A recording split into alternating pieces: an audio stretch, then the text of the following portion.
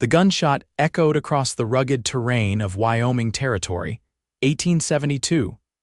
But it wasn't the sound that caught Owen Quinn's attention, it was the flash of movement on the hillside. A figure hunched over the earth as if in prayer, hands working the soil with desperate purpose. He reined in his horse, Winchester still warm in his hands from dispatching the rattlesnake that had nearly spooked his mare. The figure hadn't even flinched at the gunshot. Curious and cautious in equal measure, Owen nudged his horse forward, approaching quietly until he could make out the shape of a woman, her dark hair falling forward as she dug into the ground with a small tool, extracting what appeared to be roots from the rocky soil. "Madam," he called, keeping his voice gentle so as not to startle her. "You all right out here alone?" The woman's head snapped up, eyes wide and wary. She scrambled to her feet, clutching a small canvas bag protectively against her chest. She was dressed in a faded calico dress that had seen better days, her boots worn thin at the soles.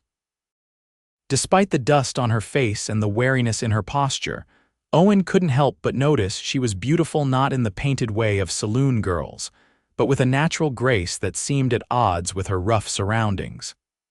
"I'm just collecting herbs," she said, her voice surprisingly steady. "I've every right to be here." Owen dismounted slowly, keeping his movements deliberate. "Never said you didn't, just unusual to see anyone out this far, especially a lady on her own." He gestured toward the horizon where dark clouds were gathering. "Storm's coming, might be a bad one." She glanced at the sky, then back at her half-filled bag. "I need these roots. They're medicinal. You a doctor?" he asked, genuinely curious. A brief smile flickered across her face. "No, just someone who knows plants." She hesitated, then extended her hand with surprising formality. "Violet Ellsworth." "Owen Quinn," he replied, taking her hand briefly. Her fingers were calloused from work, but her grip was firm. "Most folks call me Quinn." "Well, Mr. Quinn, I appreciate your concern, but I'll be fine." She turned back to her task, but her eyes kept darting toward the darkening sky. Owen didn't move. "Where are you headed after this, Miss Ellsworth?" "Town's a good 15 miles. She straightened again, a flash of uncertainty crossing her features before she masked it. "I have a camp, not far." The wind picked up, carrying the unmistakable scent of rain. Owen had spent enough years on the frontier to recognize when someone was in a bind but too proud to admit it. "My place is about 3 miles east, got a sturdy roof and walls that don't leak." He paused, seeing her skepticism. "And my mother's old recipe for stew that might actually be edible tonight." Violet looked at him for a long moment, clearly weighing her options against the coming storm. "I don't make a habit of visiting strange men's homes, Mr. Quinn." "I don't make a habit of inviting strange women," he countered with a half-smile. "But I'd sleep poorly knowing I left you out here in what's brewing to be a gully washer." A fat raindrop splashed on her cheek as if to emphasize his point. Then another, and another. "Very well," she said, quickly gathering her tools and roots. "But just until the storm passes." Owen helped her onto his horse, mounting behind her with practiced ease. As they rode east, the skies opened up, rain sheeting down in blinding curtains that turned the dusty trail to mud within minutes. He felt Violet shiver against him, and without thinking, he wrapped his duster around her shoulders, pulling it closed at the front. "Nearly there," he shouted over the downpour, pointing toward a small cabin nestled against a stand of pines. Smoke curled from the chimney. Hank, his ranch hand, would have lit the fire before heading to his own quarters.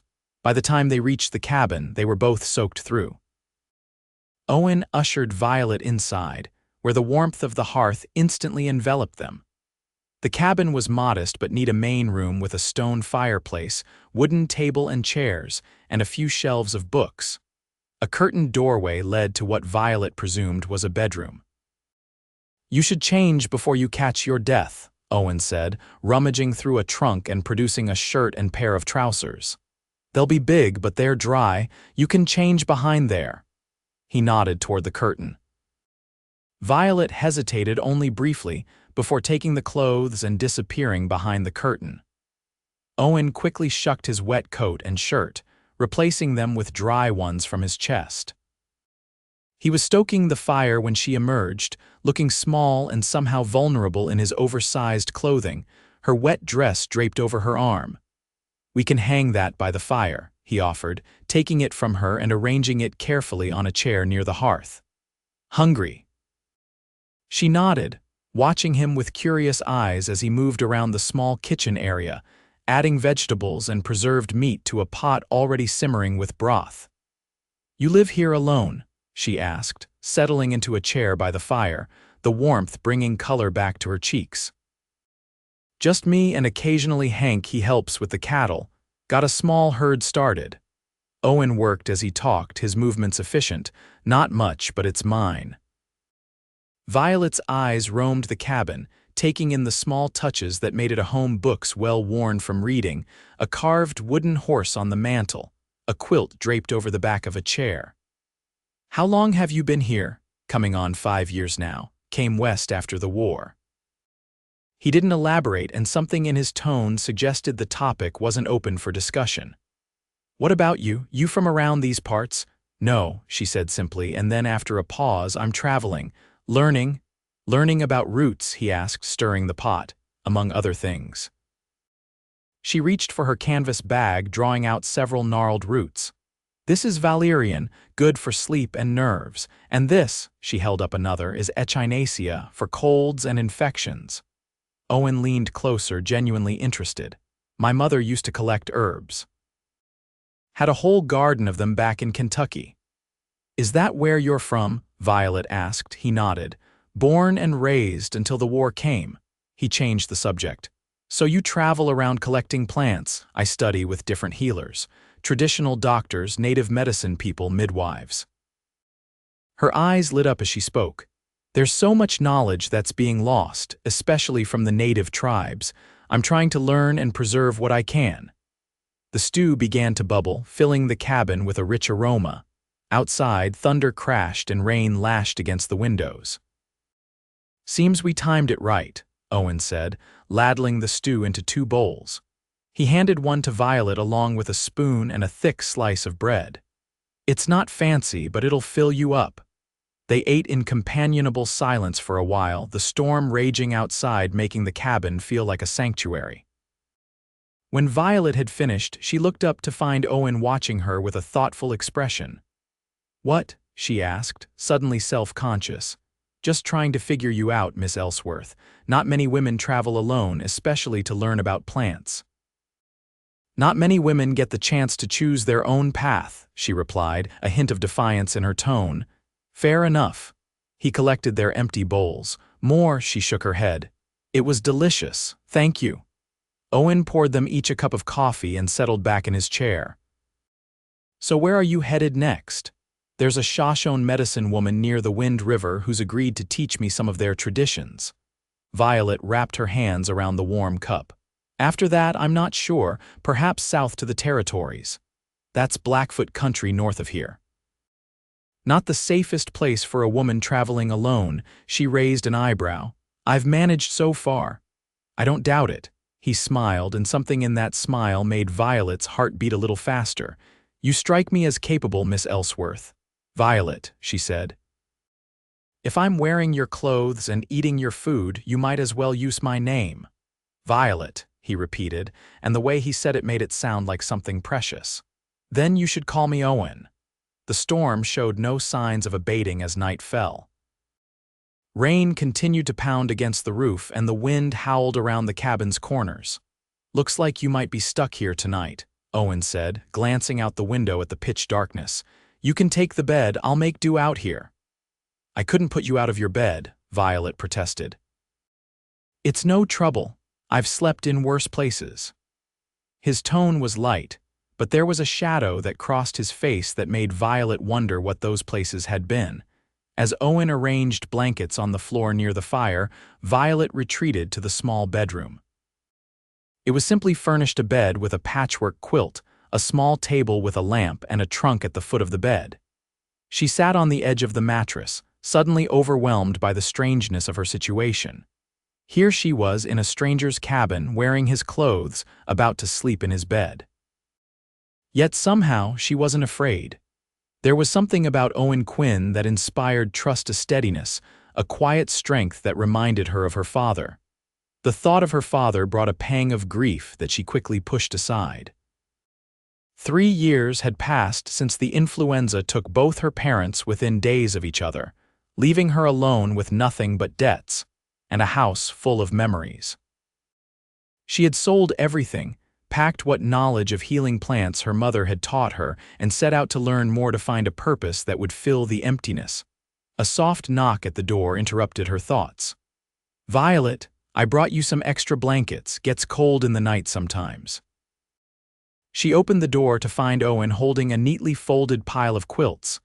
Their fingers brushed as she took them, and that same strange flutter returned to her chest. "Thank you," she said. "For all of this." He nodded, his eyes holding hers for a moment longer than necessary. "Sleep well." Violet lay awake for a long time, listening to the storm and the occasional creak of floorboards as Owen moved in the other room. There was something comforting about knowing he was there, something she hadn't felt in a very long time, the sense of not being alone. She must have drifted off eventually because she woke with a start to silence. The storm had passed, and pale dawn light filtered through the small window.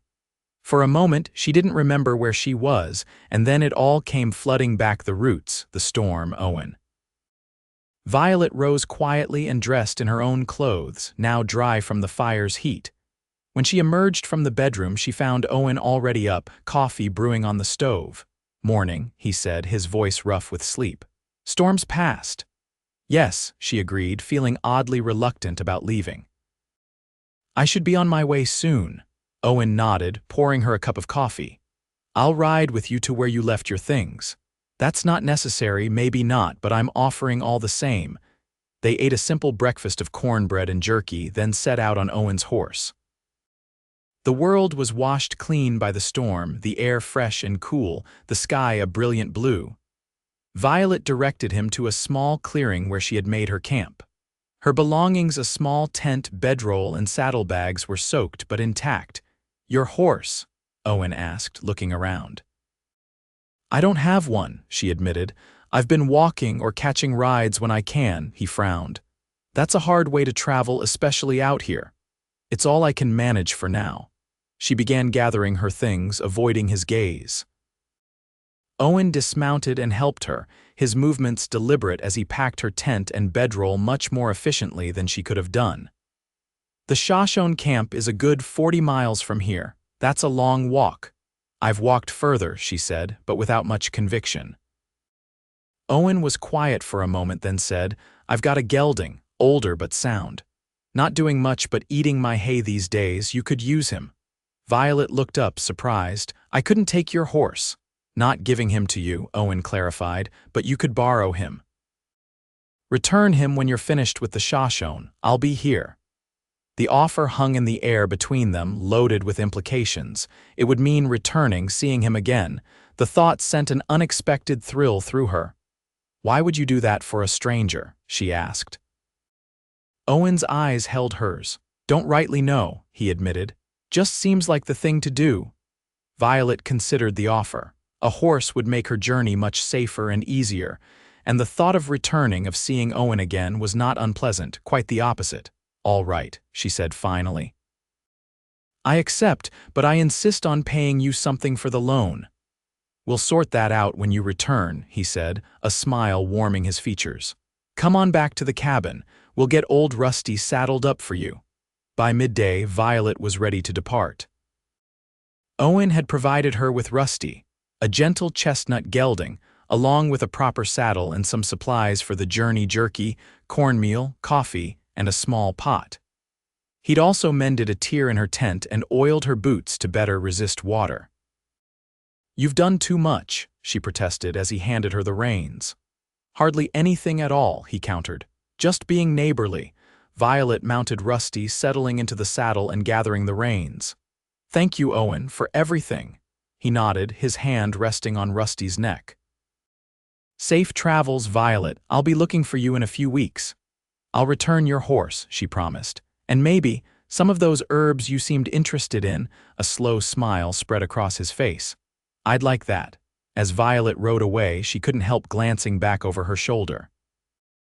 Owen stood where she had left him, watching her go. Something about that image, a man standing alone outside a cabin, waiting for her return, stirred emotions she had thought long buried. For the first time since leaving her childhood home, Violet felt a pull to return somewhere to someone. The journey to the Shoshone camp took 3 days, but with Rusty, it was far easier than it would have been on foot. The medicine woman, Singing Bird, welcomed Violet with cautious warmth, curious about this white woman who wanted to learn their ways. The days fell into a rhythm, rising with the sun, gathering plants, learning their properties and preparations, helping with the daily tasks of the camp. At night, Singing Bird would tell stories of the plants and their spirits, of how they came to help the people.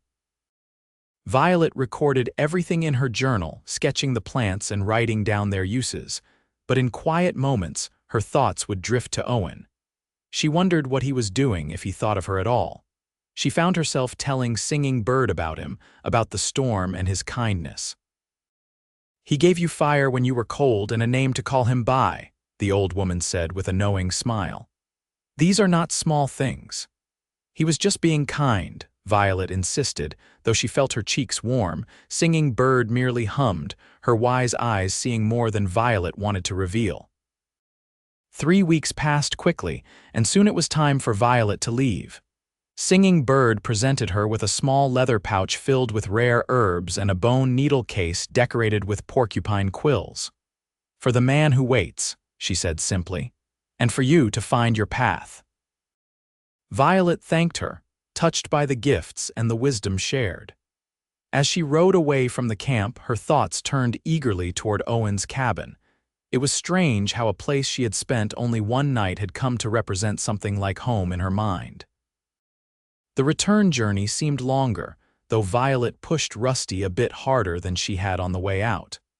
By the afternoon of the 3rd day, she recognized the stand of pines that marked Owen's property. Her heart beat faster as the cabin came into view. Smoke rose from the chimney and a figure stood by the corral, tall, broad-shouldered, unmistakably Owen. He turned at the sound of hoofbeats, and even from a distance, Violet could see his face break into a wide smile. She hadn't expected the surge of emotion that filled her at the sight of him. It wasn't just gratitude or fondness, it was something deeper, something that made her breath catch and her hands tremble slightly on the reins. "Violet," he called as she approached, striding toward her. "You made it back." She dismounted, suddenly shy. "I said I would." "That you did." His eyes took in her appearance, lingering on her face as if checking to make sure she was well. "How was your time with the Shoshone?" "Wonderful. I learned so much." She reached into her saddlebag and pulled out a bundle wrapped in cloth. "I brought you something. Herbs that might be useful, and some tea that Singing Bird said helps with aches in old injuries." Owen took the bundle, his fingers brushing hers. "Thank you. Come inside, you must be tired from the journey." The cabin looked exactly as she remembered, yet somehow it felt different. Perhaps it was knowing Owen better, or perhaps it was her own changed perspective. He had prepared a meal, venison stew and fresh bread, as if he had been expecting her. "Have you been cooking like this every day, hoping I'd return?" she teased as they sat down to eat. A flush crept up his neck. "Maybe today I had a feeling." They talked through the meal and long into the evening, Violet sharing her experiences with the Shoshone, Owen telling her about the new calf born while she was away, the progress on the corral he was building. It felt comfortable, natural, as if they had known each other for years rather than weeks. As the evening wore on, Violet realized she hadn't made any plans beyond returning Rusty. "I should find a place to make camp," she said reluctantly. Owen hesitated, then said, "You could stay here. Not just tonight, but longer if you wanted." Violet looked at him, surprised. "What do you mean?" He met her gaze steadily. "I mean that I've thought about you every day since you left. I mean that this cabin has felt empty without you in it. I mean that I'd like you to stay, Violet, with me." Her heart pounded in her chest. "Owen, we barely know each other." "I know enough," he said simply. "I know you're brave and smart and kind. I know you make me feel things I haven't felt in a very long time. I know that when you rode away, it felt like something important was leaving with you." He took a deep breath. "But if you don't feel the same, I understand. You've got your plants to study, your travels to make." Violet was silent for a long moment, sorting through her own feelings. She had been running for so long from grief, from emptiness, from the conventional life that had been expected of her. She had found purpose in her studies, in preserving the knowledge of healing plants. But in Owen's cabin with him, she had found something else, a sense of belonging, of possibility. "I do have my studies," she said finally, "but maybe I could base myself here, make journeys out and return, if that would be all right." The hope that lit Owen's face was answer enough. More than all right. He reached across the table, taking her hand in his. "Violet, I'm not a man of many words, but I know what I feel.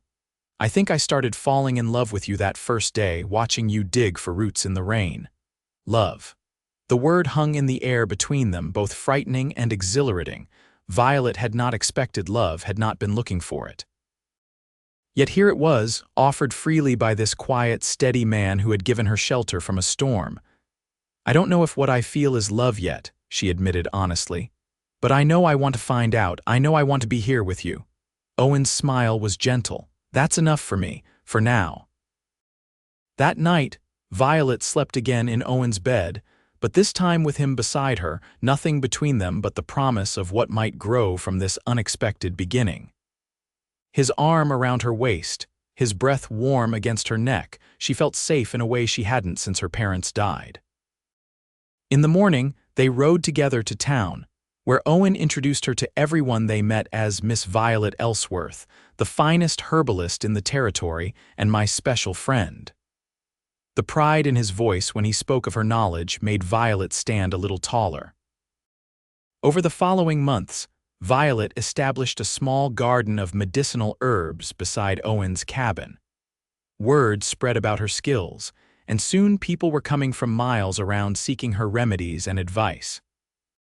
She still made journeys to learn from other healers, but she always returned to the cabin, to Owen. Their love grew slowly, naturally, like the plants in Violet's garden. They learned each other's habits, preferences, the small details that make up a life shared. Owen discovered that Violet sang softly to herself while working with her plants. Violet learned that Owen had nightmares sometimes about the war, and that the gentle touch of her hand on his back could ease him back to sleep. 6 months after that stormy day when Owen had found Violet digging for roots, they stood together before a judge in the town courthouse. Violet wore a new blue dress with sprigs of lavender tucked into her hair. Owen wore his best shirt, freshly pressed, his usually unruly hair slicked down with water. "Do you, Owen James Quinn, take this woman to be your lawfully wedded wife?" the judge asked. "I do," Owen said, his voice steady and sure. "And do you, Violet Rose Ellsworth, take this man to be your lawfully wedded husband?" Violet looked up into Owen's eyes, seeing in them the same promise that had been there that first night when he'd offered her shelter from the storm. "I do," she said. "Then by the authority vested in me by the territory of Wyoming, I pronounce you husband and wife. You may kiss your bride, Mr. Quinn." Owen's kiss was gentle but held the promise of passion to come. When they parted, he whispered against her ear, "Mrs. Quinn." The name settled over Violet like a warm blanket. Mrs. Quinn. She had not expected, when she set out on her journey of learning, to find not only knowledge but love, not only purpose but home. That evening, back at the cabin that was now truly their home, Owen built up the fire while Violet prepared a special meal to celebrate their marriage. As they sat together before the hearth, Owen's arm around her shoulders, Violet thought about how a chance encounter in a storm had changed the course of her life. "What are you thinking about?" Owen asked, pressing a kiss to her temple. "About roots," she said, smiling up at him. "How I was looking for one kind and found another entirely." He chuckled, the sound rumbling through his chest. "Best day of my life, finding you digging in that hillside." Even though I was trespassing on your land, she teased, especially because of that, gave me a reason to talk to you. His expression grew more serious. I never thought I'd find someone like you, Violet, after the war. I figured I'd live out my days alone with my cattle and my memories. And I never thought I'd find a home again after losing my parents. She rested her head against his shoulder. But here we are, he agreed, pulling her closer. And here we'll stay.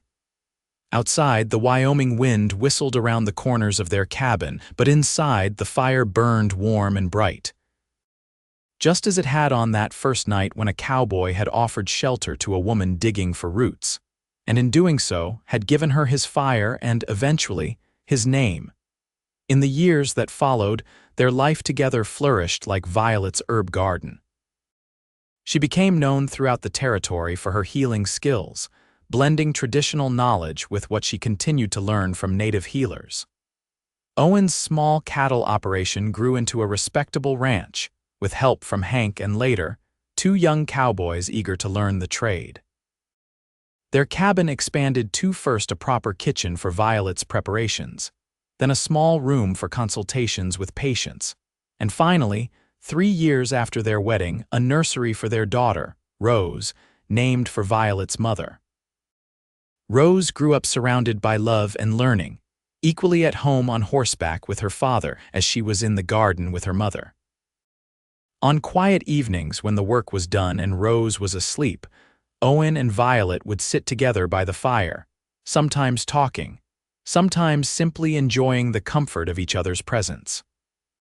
And often, Owen would reach for Violet's hand, pressing a kiss to her palm before enfolding it in his own, as if still marveling that this remarkable woman had chosen to share her life with him.